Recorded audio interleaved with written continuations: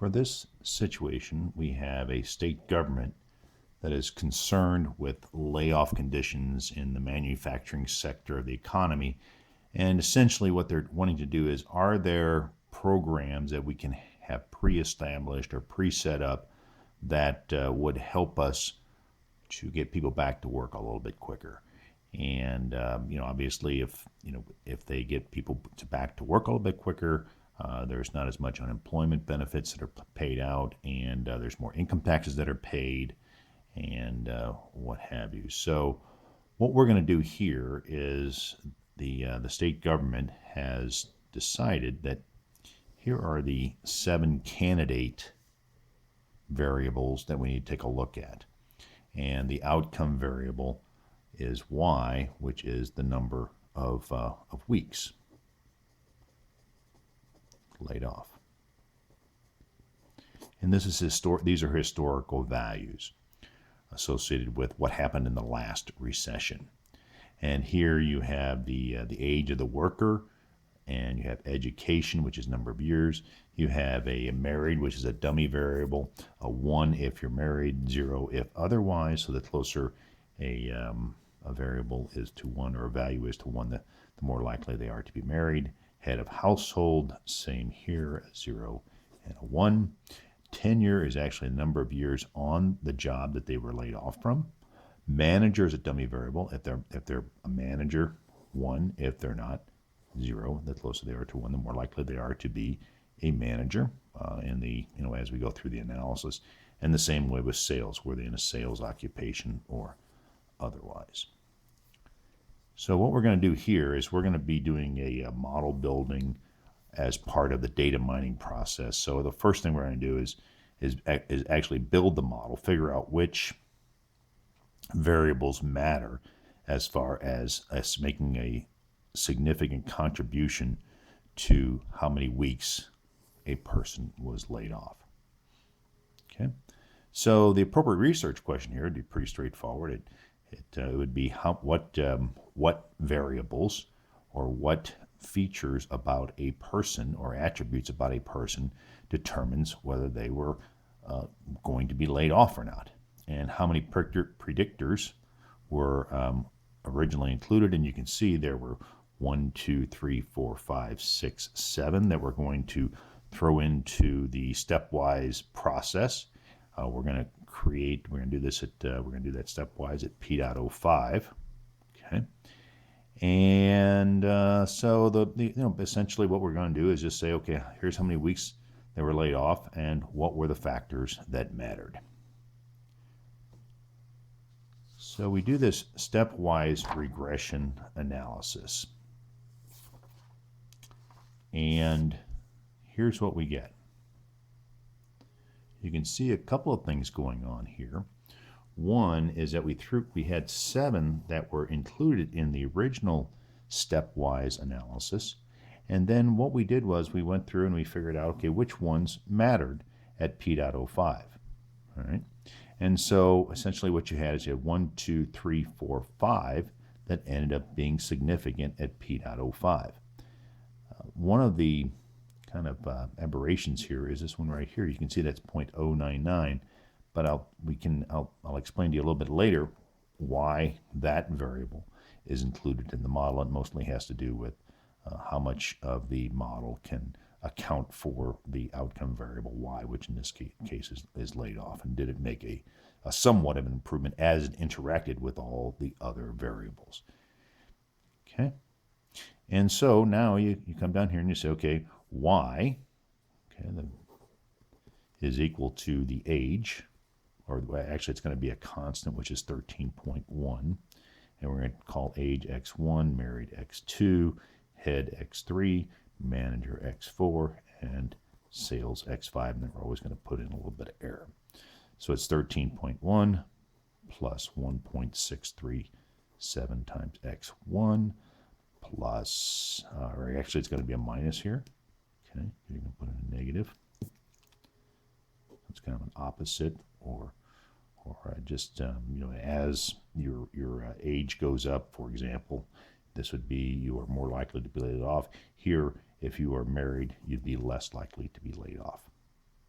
And so 13.1, 1.637, and then you would subtract 9.76 times x2, and plus it, actually be a minus again, okay, minus, okay, head of household, again it's a inverse relationship, minus 19.41 times x sub 3, minus, okay, got another minus in here, 28.99 times x sub 4, and then another negative relationship or correlation, minus 18.97 times x sub 4, and then you always add in a little bit of error as we've done previously. So that's the equation that's going to come out of this stepwise regression analysis. Now, the next step, or the next piece of information you're going to do is, this is, if you recall, this is the best subsets. And essentially what it does is the exercise here is you want to maximize the r squared adjusted, okay, and you want to use as few variables as possible. And there are some situations where you'll get a little lift and you'll say, okay, it probably makes sense to include that variable. But if the lift isn't high enough as far as this r squared adjusted or the explanatory value of the model, you would seriously consider leaving it out. So let's take this from the top, and you can see here that there's 32% explanatory value just in age. So that's going to be the strongest, clearly that's going to be one of the stronger ones as far as an explanatory value goes. And you can see that back here as well, because you get an F value of 38.13. So this one's pretty strong, okay, as far as its contribution to the model. And then we're just going to keep the system, or the process, this best subsets process, just keeps adding in different variable and different variable combinations until you begin seeing a maximization down around in here. Okay. And what's on the extreme end, you have 1, 2, 3, 4, 5, 6, 7, all 7 variables, and you get a 52.3 explanatory value.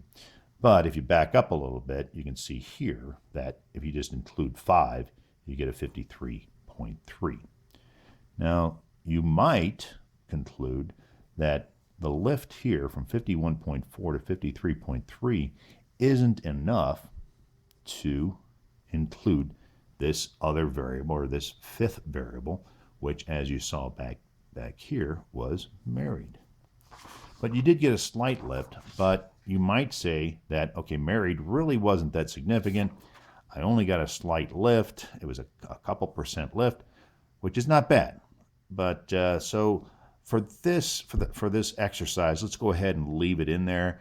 You might, as you're going through the exam, say, hey, this is the reason I left it out, is because there wasn't much lift as a result of the of adding that variable. And generally, as we've talked in class, the less complex your model, as defined by how many variables you have, the better. So we're gonna finish up with 5 here, and we'll just follow that train of thought. Coming back to our original set of questions, if you had to select one best predictor of job longevity, there we go, sorry, longevity, which one would you choose and why? Well, it's definitely age, okay? And the reason we knew that, as far as the best predictor, is that you can see here that it's got an F value of 38.13, it's 0.000, and so the younger you are, the more likely you are to keep your job and in a recession, or when there are layoffs coming. And the opposite would also be true. The older you are, the more likely you would be to get laid off. Okay, so now we've answered all these. We went in with 7. We came out with 5. And how many predictors are significant? There's 4. There's 5 as far as the stepwise, but there's really only 4 at P.05. If you had to select one best predictor, it would be age. So in light of the best subsets analysis and what have you, what regression variable would you propose to predict the number of persons laid off and why I went through that discussion. As I said, what I'm going to do is I'm going to go ahead and accept that this a couple point lift here in your explanatory value is worth adding this fifth variable in. So now, sketch the causal model for the final variables selected. And what you would have here is you would, very simple model to draw here would be here's Y, which is the number of weeks you were laid off. And then we would have 5 influences. And each one of these, this is the way the model would look.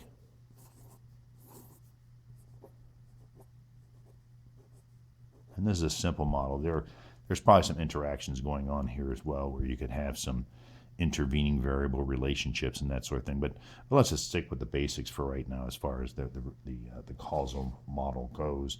And you'll obviously have an opportunity to display your knowledge of causal models in the exam.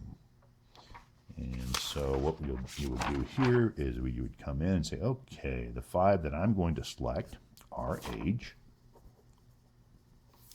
I'm going to select married or not. I'm going to select head of household. I'm going to select whether you're a manager or not. And what we determine there is the more likely you were to be a manager, the less likely you were to be laid off.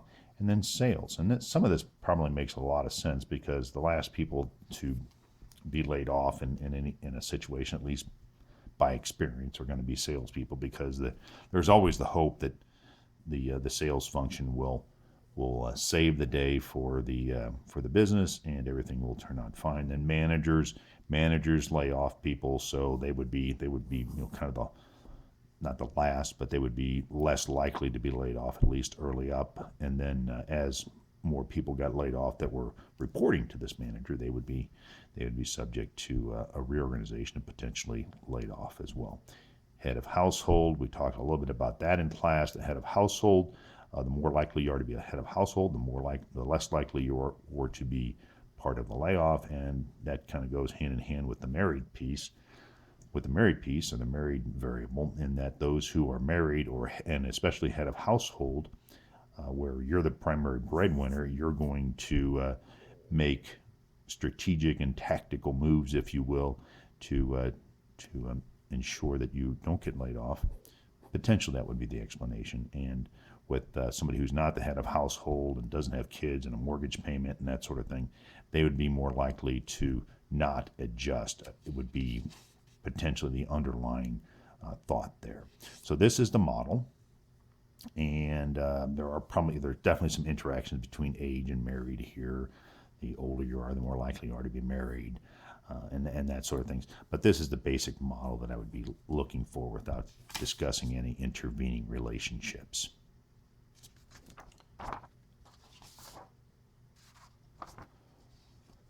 Now that we have all that and we figured out what the factors were that mattered, we know that age is probably the biggest one, okay? And so now we've done this, it actually is the most significant, and we determined here that it was about 32% explanatory value, whereas here was a 14% when it was just tenure, and I don't think there's any ones that are fully isolated from that point forward. But this is the big one here, right? Okay. Now, you went in with 7, you came out with 5. And what attributes about a cluster analysis? Okay, so the next thing we did was we said, okay, now we want to figure out, okay, where do we want to focus our efforts as far as clusters go? And this is the cluster analysis, the k-means analysis.